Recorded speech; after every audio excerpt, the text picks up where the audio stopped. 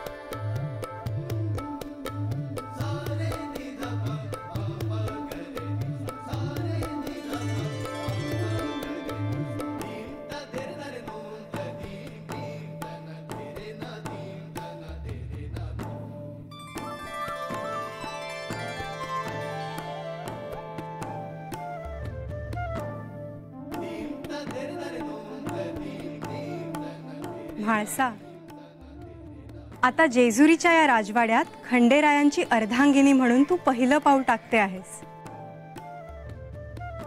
पहिलं पाऊल टाकताना धान्यानी भरलेलं हे माप ओलांडून तुला आत यायचं आहे.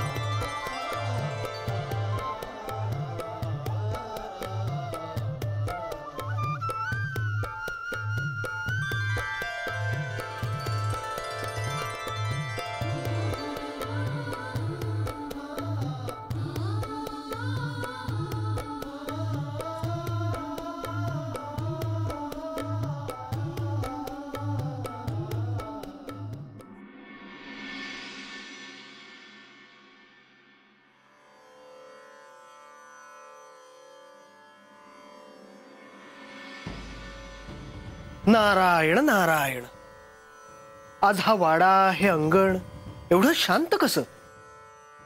एवढं काय घडलं?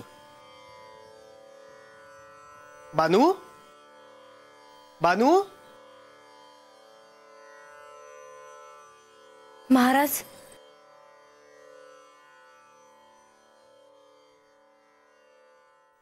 बसाजी. नाही नको, बरीच कामं आहेत, तिथेही जायचं आहे. म्हटलं जाता जाता तुला भेटून जावं. पौष पौर्णिमेला खंडेराय तुला भेटायला येणार होते. म्हटलं विचारून जावं कशी झाली भेट. तुझी इच्छा पूर्ण झाली ना बानू? वयजी. अगं मग तुझा चेहरा असा दुर्मुखलेला का, असा पडलेला का? काय आभाळ कोसळलं की कुठे आग लागली? बानू, तुला बरं वाटत नाहीये का? नाही, तसं काहीच नाही. बर, तुला एक बातमी द्यायची होती. तुझ्या आराध्याचं म्हणजे श्री खंडेरायांचं लग्न झालं. ठाव हाय मला. आहा, काय तो थाट, काय तो अद्भुत सोहळा, माणसांची अलोट गर्दी, केवळ अविस्मरणीय.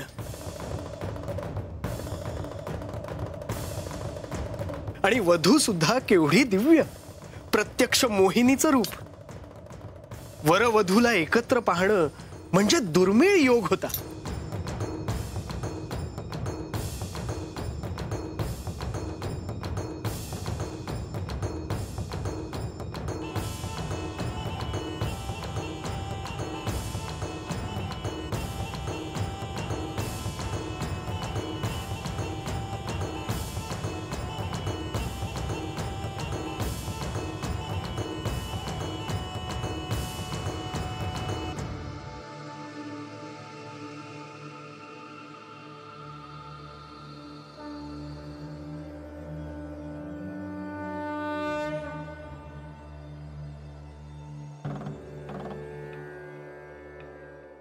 पण बानू, तुला या लग्नाबद्दल कसं कळलं?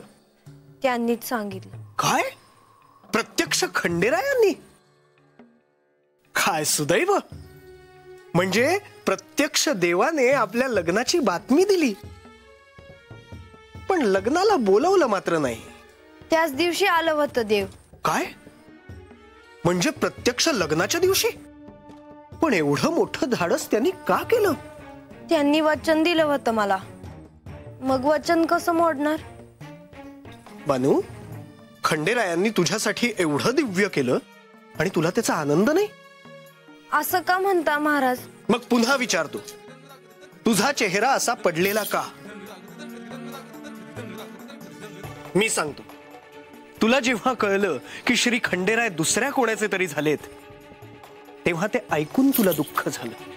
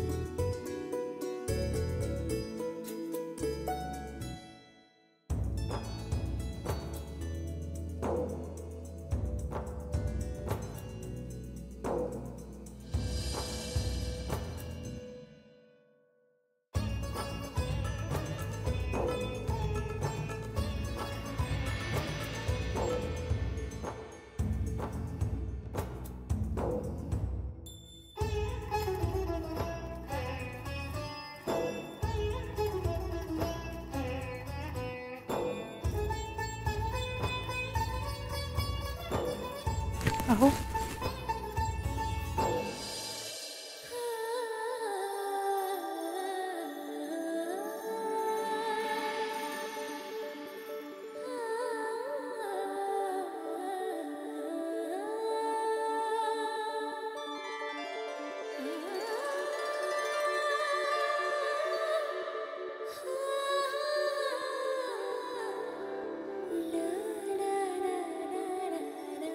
चार पात्रांपैकी एका पात्रात मी मुहूर्तमणी ठेवला आहे, तो शोधायचा आहे. पहिला मान मी म्हाळसेला देते. म्हाळसा, तुला चारी पात्रांपैकी मुहूर्तमणी कुठल्या पात्रात आहे हे शोधायचं आहे.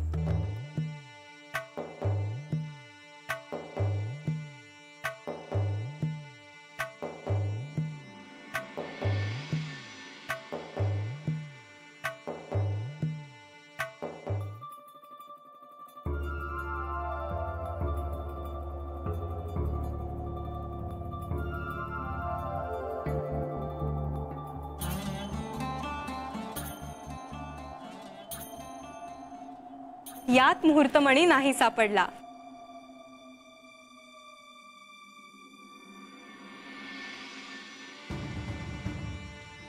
डोळे झाका.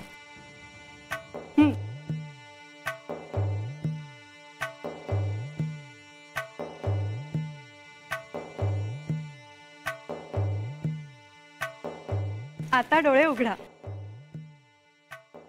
म्हाळसा, आता पुन्हा ओळख पाहू.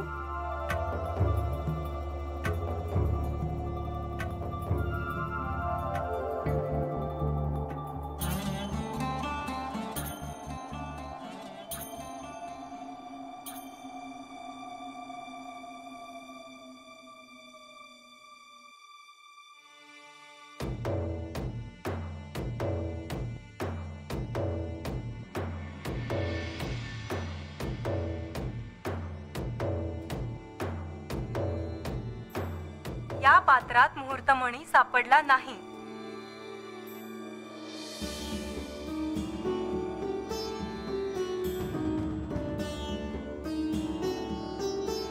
आता त्यांचे डोळे झाका.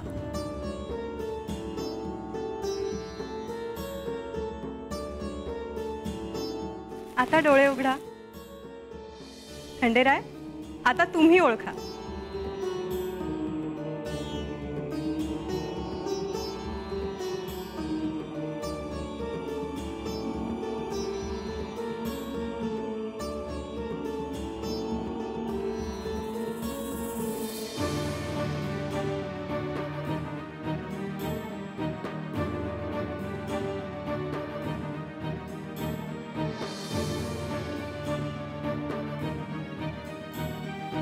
यात देखील मुहूर्तमणी सापडला नाही.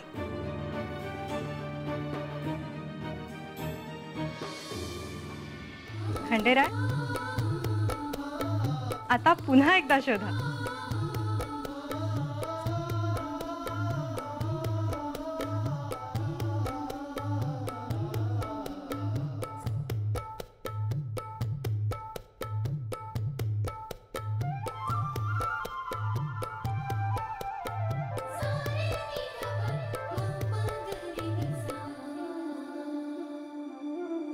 यात मुहूर्तमणी नाही सापडला.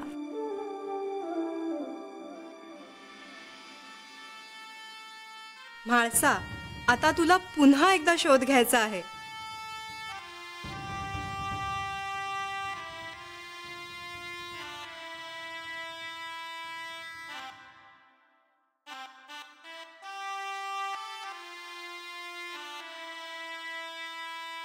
आता डोळे उघडा.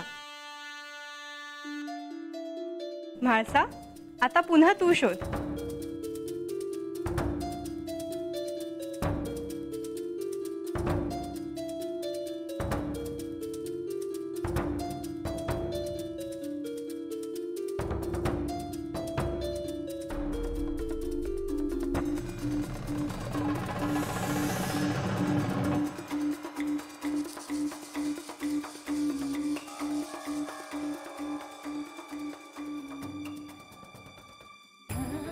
म्हाळसेला मुहूर्तमणी सापडला आहे.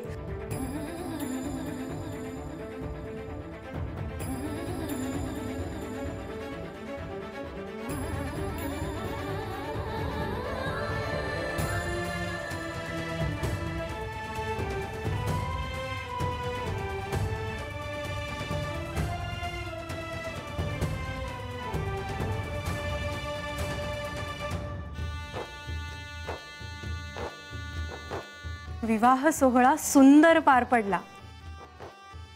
देवी, आपण ज्या पद्धतीने हे विवाह कार्य हाताळलं ते मला अत्यंत आवडलं आहे. मी हे सगळं केलं कारण हे शुभ कार्य खंडेरायांचं होतं आणि ते आपल्या दोघांनाही प्रिय आहेत.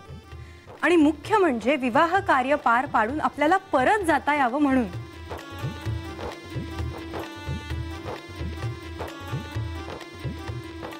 परत जाण्याचा विषय काढल्यानंतर आपण असे शांत का झालात?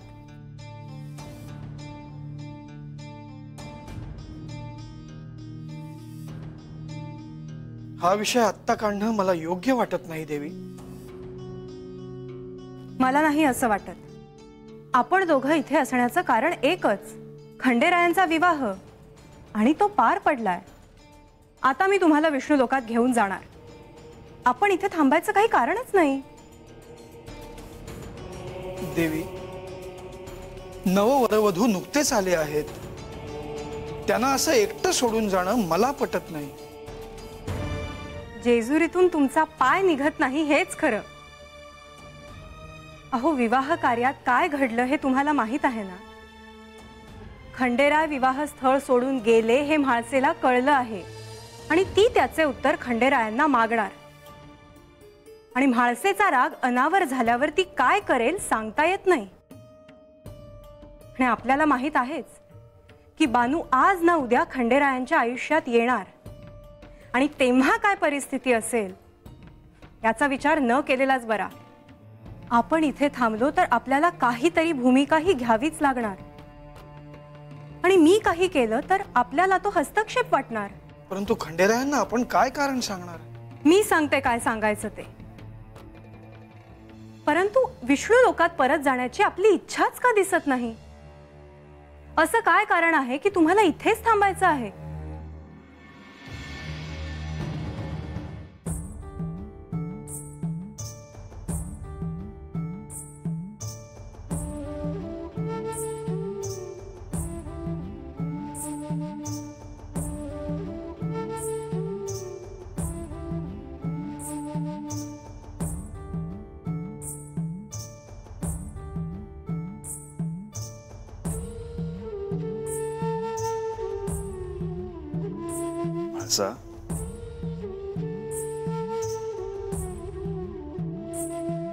तू एकदम का दचकलीस?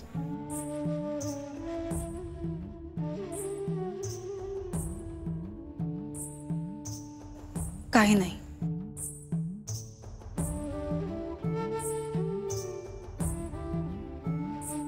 भासा, तू याआधी जेजुरीस आली होतीस, परंतु त्यावेळी तुझ्या बरोबर सगळे होते. आता तुला एकटं वाटत असेल, नवीन वाटत असेल, परंतु काहीही वाटलं तरी मला सांग. हो, सांगेन.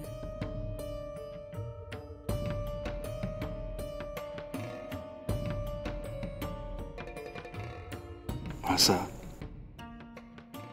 तुझ्याशिवाय मी इथे एकटा होतो. तू जेजुरीस आलीस आणि या जेजुरीला आता शोभा आली.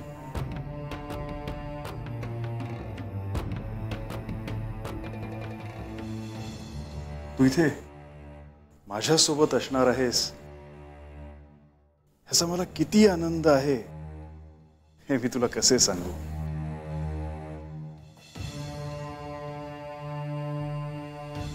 तुला असे वाटत असेल या शिवरूपाला कसल्या इच्छा, कसले स्वप्न नाही?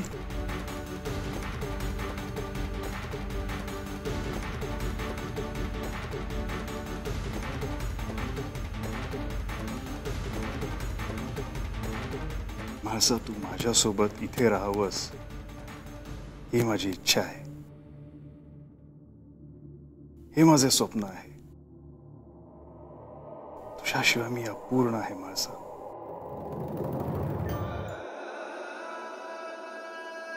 म्हाळसा, आपल्या विवाह सोहळ्यात आपल्याला काहीच बोलता आलं नाही. तेव्हा तुला एक विचारायचं होतं. आपला हा विवाह सोहळा तुझ्या म्हणण्यासारखा झाला ना?